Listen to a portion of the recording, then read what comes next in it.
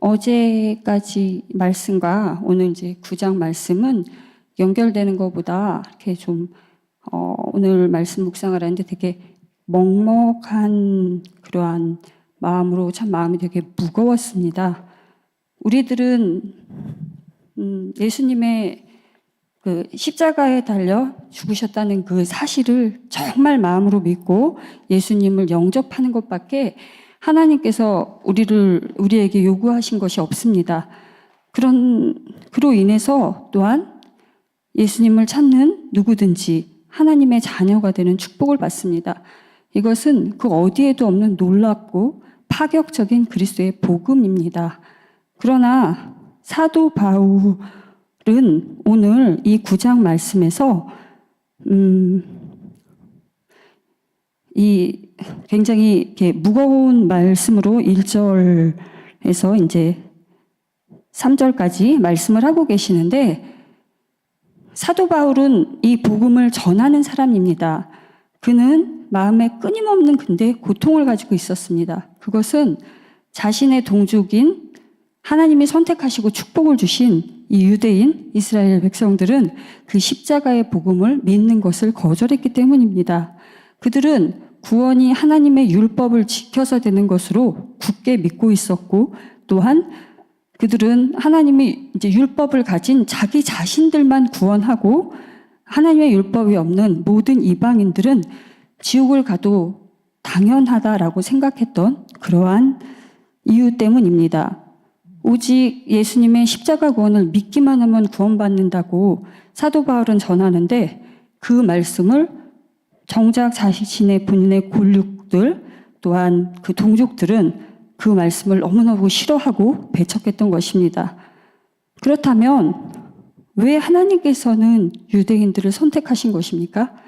성경에서는 신명기 7장 7절에 보면 그 이유를 이렇게 말씀하십니다. 신명기 7장 7절은 여호와께서 너희를 기뻐하시고 너희를 선택하심은 너희가 다른 민족보다 수요가 많기 때문이 아니라 너희는 오히려 모든 민족 중에 가장 적은이다라고 말씀하고 계십니다. 즉 가장 연약하기 때문이다라고 말씀하고 계신 거거든요. 가장 연약한 이스라엘 백성을 선택하셨습니다. 그리고 그렇다면 유대인들은 다 하나님이 선택하셨다는 것입니까? 오늘 이 본문 내용에 쭉 이렇게 설명을 하고 있는데 말씀이 좀 애매하고 어렵고 한번 다시 생각하게 되는 그러한 말씀들이 많이 있습니다. 그 부분을 오늘 본문에 읽은 내용을 천천히 보면서 짚어보겠습니다.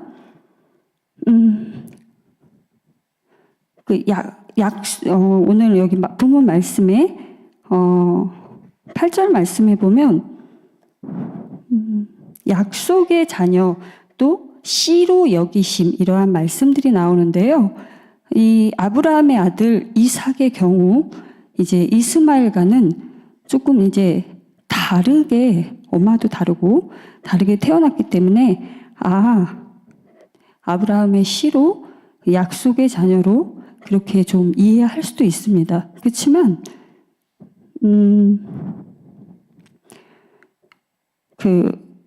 이삭의 쌍둥이 아들 같은 경우에는 그냥 쌍둥이에서 에서와 야곱은 쌍둥이로 태어났습니다. 근데 12절에 보면 그 임신 중이었던 리브가에게 이렇게 말씀하십니다. 큰 자가 어린 자를 섬기리라, 이렇게 말씀하시고, 또 13절에는 내가 야곱은 사랑하고 에서는 미워하셨다, 이런 말씀도 또한 하고 계십니다.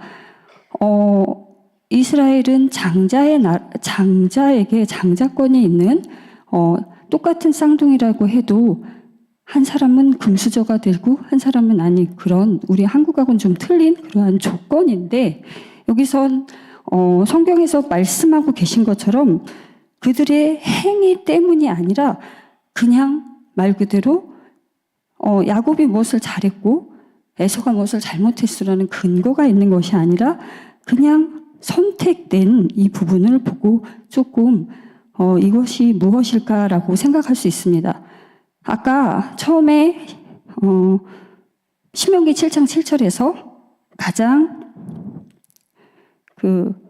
약하고 또 민족의 수요가 가장 적고 연약하기 때문에 이스라엘을 선택한 것처럼 이 야곱과 에서의 경우에도 에서에 비해서 야곱은 연약한 상태입니다.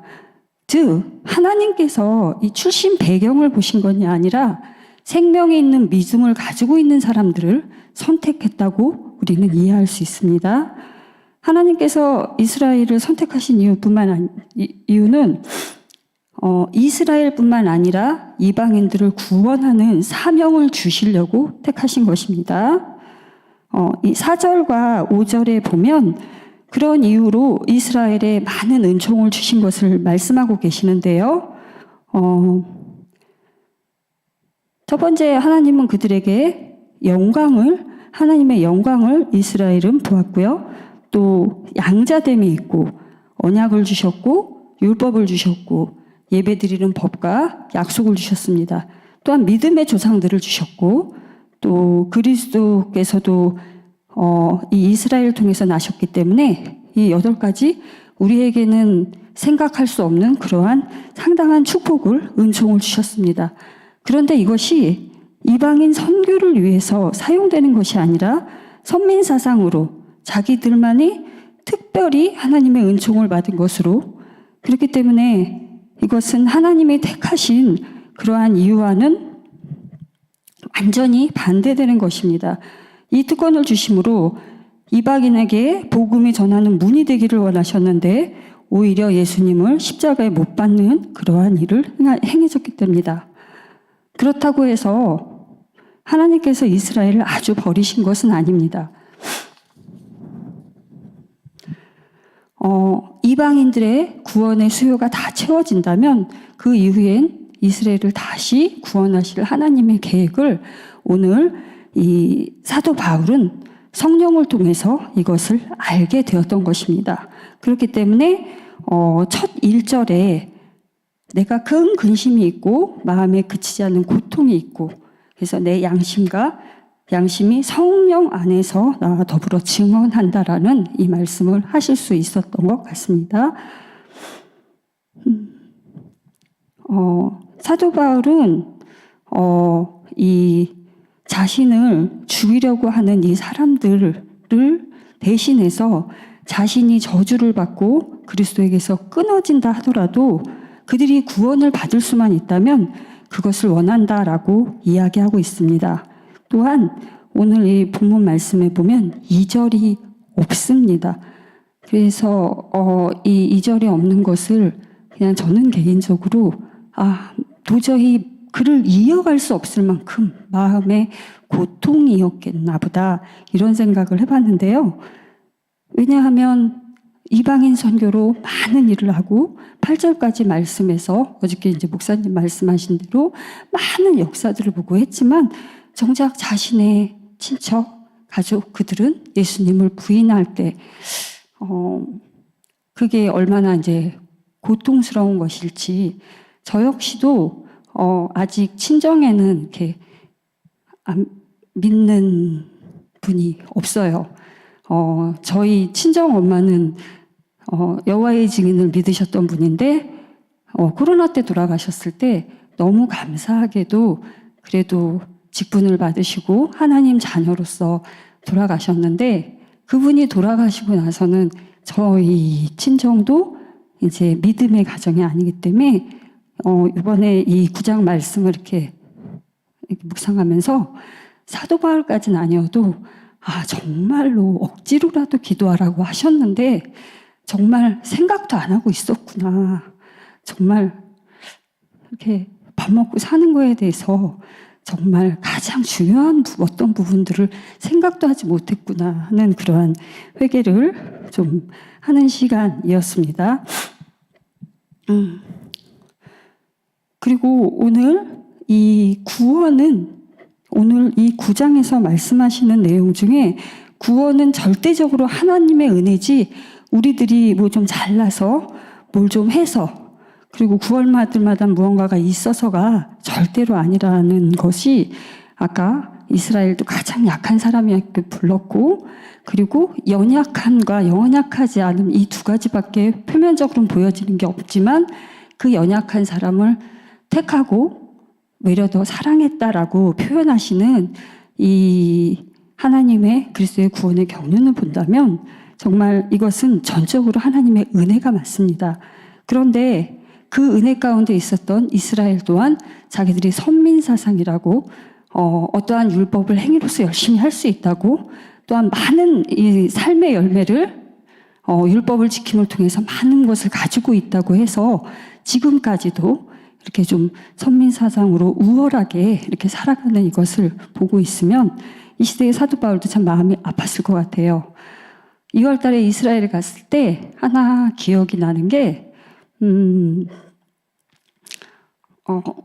이 집들한테 이렇게 물탱크가 있는데 색깔이 틀리더라고요. 검정색 물탱크가 있는 곳이 있고 하얀색 물탱크가 있는 것을 보니까 하얀색 물탱크는 이제 이스라엘 선민 사상을 가진 사람들의 집이고, 검정색은 이제 그쪽이 아닌, 다시 말해서 이렇게 물이 부족한 때가 되면 이렇게 우월한 이스라엘은 먼저 물이 공급이 되고 이제 그 물을 쓰고 남으면 검정색 물탱크도 채워지는 그러한 걸 보면서 삶 가운데 우리는 생각으로는 어떤 생각을 하고 있는지 모르지만 믿는 사람 믿지 않는 사람에 대해서 그런 식으로 생각해 보지 않은 사람에 위해서는 좀 많이 좀 충격이었습니다. 그렇다면 오늘 말씀에 좀 의문이 되는 것이 있고 또 그 의문을 이렇게 가질 만한 말씀도 있는데요.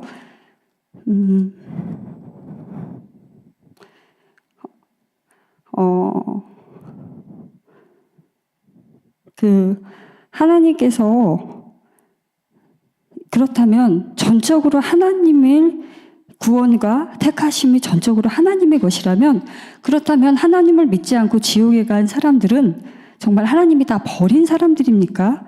특히 이 18절 말씀을 보게 되면 외려 그런 생각을 더 하기도 싶습니다. 18절을 다시 한번 보겠습니다. 그런즉 하나님께서 하고자 하시는 자를 긍휼히 여기시고 하고자 하시는 자를 완악하게 하셨느니라 라는 말씀이 있는데, 하나님의 의도대로 그렇다면 이 정말 선한 사람도 하나님이 구원하지 않기로 결정하셨기 때문에 일부러 마음을 완악하게 했다는 것이냐, 이렇게 말하는 사람들이 있을지 모르지만 이건 성경을 잘 이해하지 못해서 하는 말씀입니다. 여기 오늘 본문은 아니지만 21절에 보면 토기장이 얘기를 한결로 말씀하고 계시는데요. 토기장이가 진흙 한 덩이로 하나는 귀히 쓸 그릇을 하나는 천히 쓸 그릇을 만들 권한이 없느냐, 이런 말씀을 하고 계신데, 이것은 토기장이가 그릇을 만드는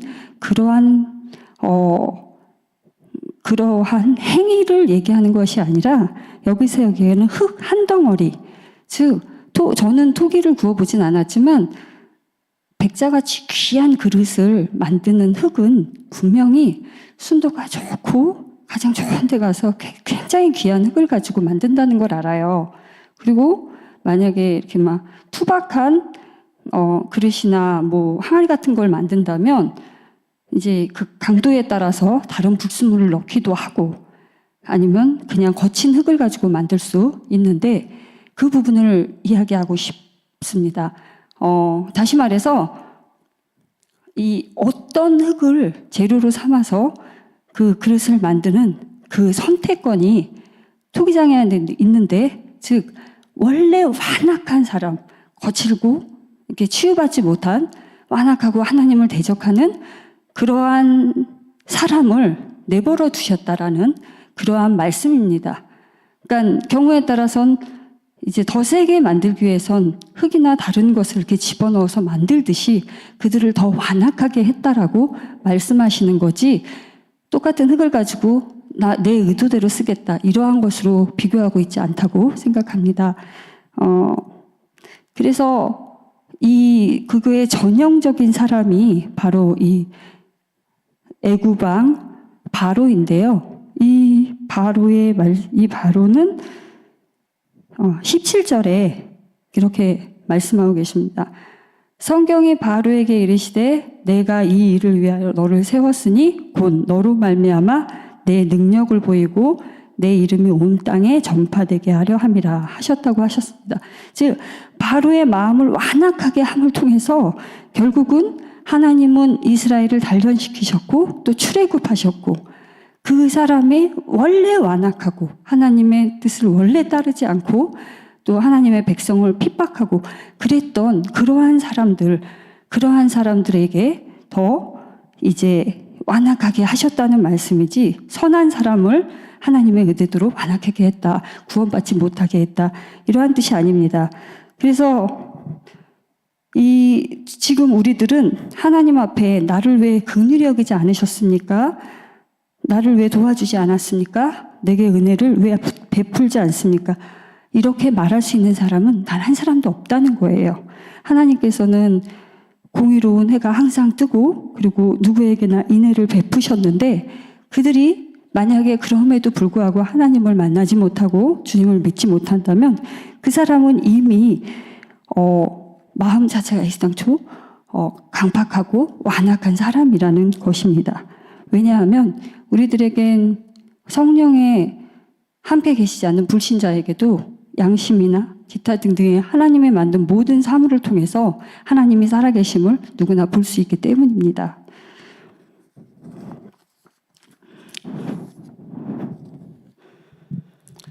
오늘 말씀에 아브라함은 어떤 사람이었습니까?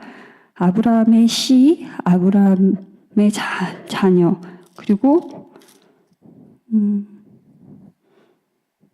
약속의 자녀 이런 말씀이 나오는데 가장 근본 키가 되는 아브라함은 먼저 아브라함은 자녀도 없고 또 아버지는 우상을 만들던 사람이었습니다.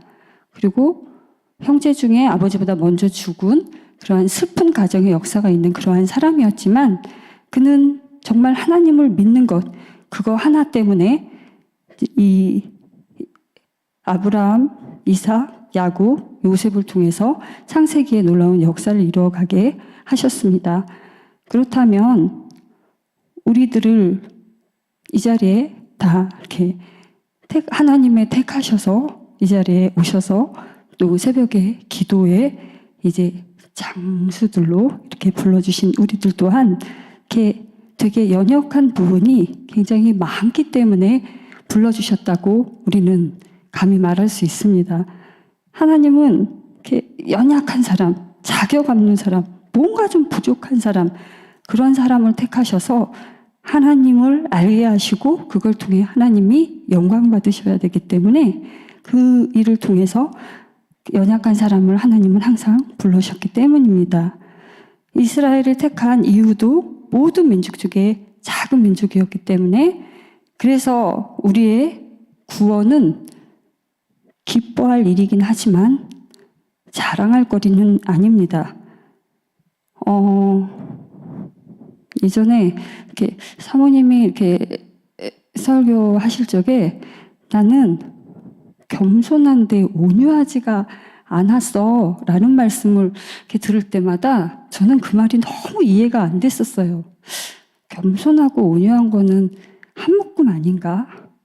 하나가 되면 하나가 그냥 되어지는 게 아닌가? 그래서 당신이 혹시 잘못 알고 계신 게 아닐까? 그게 오른쪽 얼굴과 왼쪽 얼굴처럼 똑같은 게 아닌가? 저는 그렇게 생각하고 그게 너무 이해가 되지 않았거든요. 근데 오늘 이 구장 말씀을 이렇게 묵상하면서 그게 그 말이구나. 온유도 겸손도 다 예수님의 이렇게 주신 성품이긴 한데 어떤 것이 더 빨리 되어지기도 하고 아니면 기본적으로 겸손한 마음이 있기 때문에 나머지 하나님께서 채워주시는 거 그게 가능한 거구나. 그래서 겸손해도 온유하지 않을 수 있고 온유해도 겸손이 좀 떨어질 수도 있고 그렇겠구나. 저는 이제 그런 생각을 하는데 다른 분들은 너무 쉽게 와닿는 건지 모르지만 저는 그걸 알게 된 게 너무 기뻤어요. 정말 나는 너무 안 되는 것 때문에 너무 힘든데 되어지는 과정이구나. 애시당초 연약해서 불렀으니까 그런 생각을 했습니다.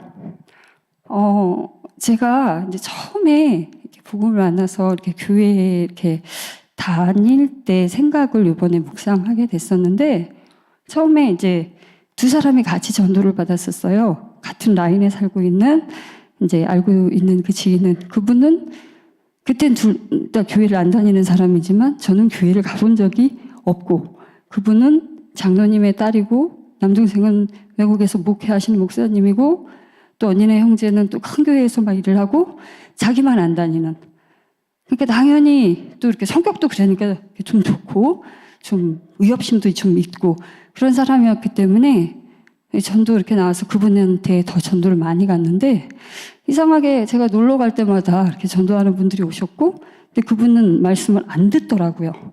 이유는 전도사님이 있는데 왜 사모님이 말씀을 전하느냐 그게 이유였던 것 같아요. 그래서 이단이다. 그리고 왜 남의 집 간증을 하느냐 이 집에 와서 그래서 이단이다. 그렇게 해서 결국 이렇게 그러고 나서 이제 지금 거의 한 17년 정도가 지났는데 저는 어쨌든 버벅거리면서라도 하나님 말씀이 맞습니다라고 고백하는 자리에 있고 그 사람은 이렇게 아주 후진 그 하우스를 하고 있어요. 근데 안 가봤는데 어떻게 후졌는지 아느냐 왜 대화하고 통화하고 이러는 이렇게 스토리를 들어보면 알잖아요. 그래서 그걸 보면서 아 정말 많이 놓치고 살았구나. 기도해야 되는 현장들이 참 많은데 처음에 그렇게 만나졌고 즉 어떠한 환경이어서가 아니라 정말 말씀을 들으려는 이 귀와 낮은 자세만 조금만 있었어도 그렇게 마음과 모든 것이 이렇게 패하지 않을 텐데 그런 생각을 하면서 기도해야겠다. 오늘 이 사도 바울은 이 믿지 않는 이스라엘 백성을 위해서 내 생명을 대신하더라도 저들을 구원하고 싶습니다. 그게 가능하다면 그런 얘기를 했던 사람이 오늘 본문에도 나오는 모세도 그랬습니다. 모세도 기도 때문에 늦게 내려왔을 때 금송아지를 만들고 한번 찾아보겠습니다. 신명기 32장 32절 한번 보시겠습니다.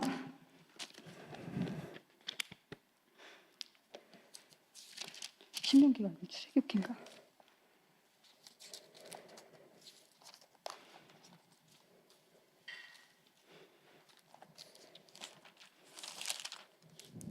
죄송합니다. 저기 떠들려서 말을 잘못했어요. 출애굽기입니다. 출애굽기 32장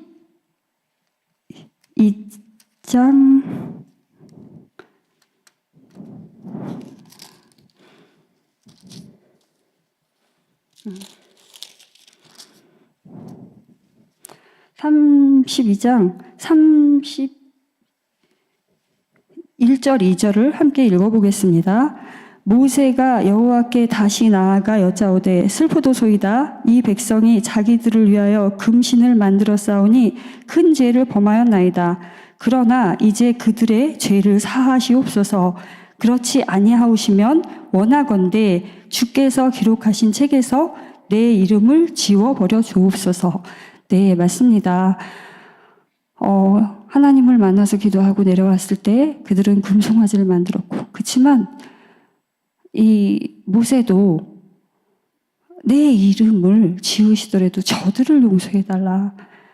사실상 이 마음은 모세와 사도 바울의 마음이 아니라 예수님이 우리들한테 그렇게 하셨습니다.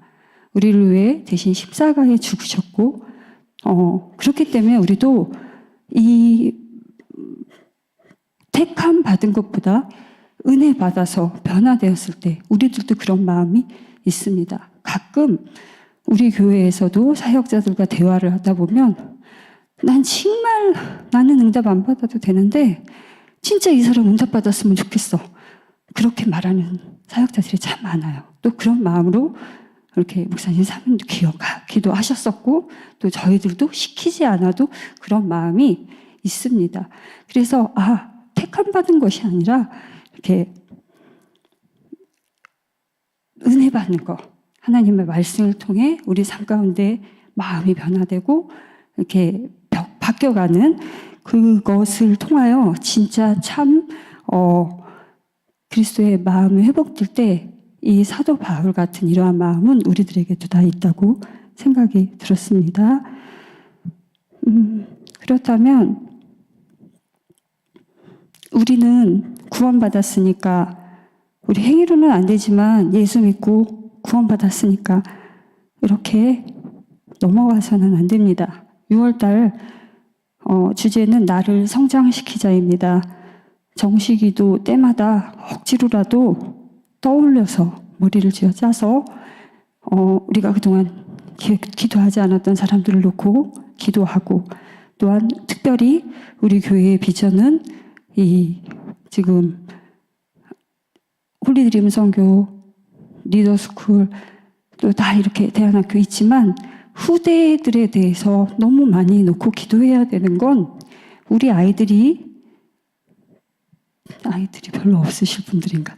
아이들이 다니는 학교엔 예수를 믿는 사람이 정말 없어요. 있다 하더라도 몰라요. 그래서 너네 반에 친구 중에 교회 다니는 애 없어? 교회 데려올 애 없어? 하고 물어보면 없다 그래요. 자기밖에 없다고. 그래서 나도 엄마 교회 다니는 척 안 하고 나도 몰래 기도하고 밥 먹고 그래. 그런 말을 하는 걸 듣습니다. 정말 지금 이 공중 권세 잡은 자가 사단 마귀라고 하지만 그래도 하나님께서 우리들의 기도를 통해서 이 완악한 것을 붙잡게 계시고 하나님의 은혜로 붙잡고 있는 이 시대에 우린 정말 우리 후대들에 대해서 놓고 기도해야 합니다.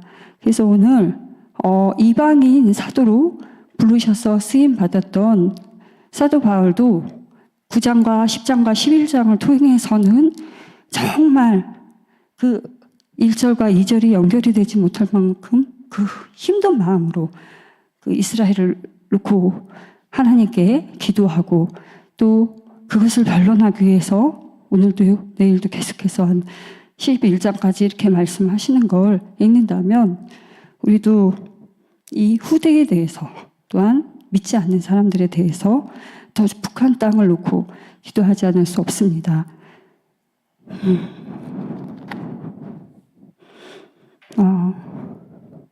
갑자기 할 말이 생각이 안 나. 자, 그래서 우리는 결국 우리는 우리 가정을 지금 보호받고 있다고 주변을 돌아보지 않는 그러한 죄를, 하나님을 믿는 사람들은 것은 죄악입니다. 그 죄를 짓지 않도록 우리는 다 같이 합심하여 이렇게 기도하시고, 또 기도를 억지로라도 하셔서 정말 열방을 위해 하나님 앞에 제사장으로서 기도하는 권세가 필요합니다. 자, 잠깐 기도하겠습니다. 사랑해 주님 감사합니다. 하나님 아버지, 사도 바울은 구원의 교리를 설명하다가 가슴을 북해잡고 괴로워합니다.